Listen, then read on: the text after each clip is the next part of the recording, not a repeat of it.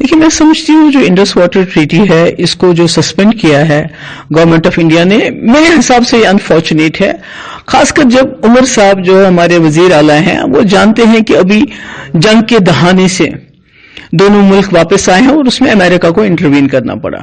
हमारे कई लोग यहाँ शहीद हो गए हैं, कई जो हैं गांव के गांव उजड़ गए, घर बर्बाद हो गए। इतनी तबाही के बाद अब थोड़ा सा सुकून हो रहा है। तो ऐसे में ये कहना है कि तुलबुल जो है वो उसको बराज को बनाएंगे चूंकि इंडस वाटर ट्रीटी अब सस्पेंड हो चुकी है,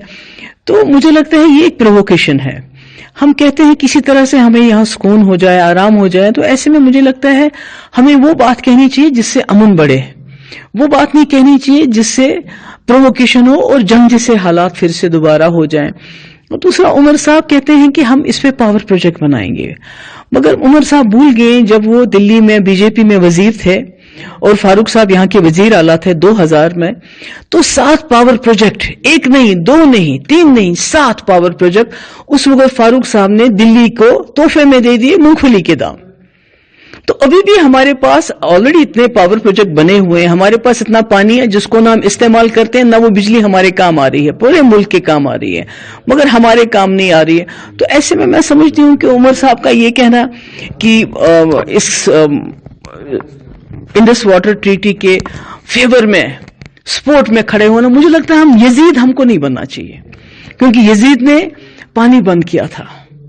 बच्चे उसमें मारे गए थे, इतने बच्चे शहीद हो गए उस वक्त, और आज वो फिर उस शायद तवारीख को दोहराना चाहते हैं। तो मैं समझती हूँ ये बहुत गलत है, ऐसा नहीं होना चाहिए,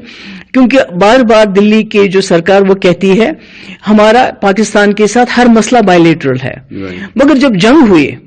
जिसमें फारूक साहब ने कहा कि बालाकोट से ज्यादा कुछ बढ़िया होना चाहिए, तो उससे बड़ा तो हो गया, बच्चे भी मर गए, औरतें मर गई, हमारे तबाही हो गई, मगर ट्रंप को इंटरवीन करना पड़ा। अगर ये दोबारा अब फिर जो इंडस वाटर ट्रीटी के ऊपर ये फिर से उसको बंद करते हैं, तो फिर जो दुनिया की ताकतें हैं, वर्ल्ड पावर लाइक ट्रंप फिर इंटरवीन करेगा। तो हमें दायरे से हम बाहर आ चुके हैं और आप पीस की बात कर रही हैं, आपको लग रहा है कि इशारा दोबारा से ये है कि हालात खराब हो?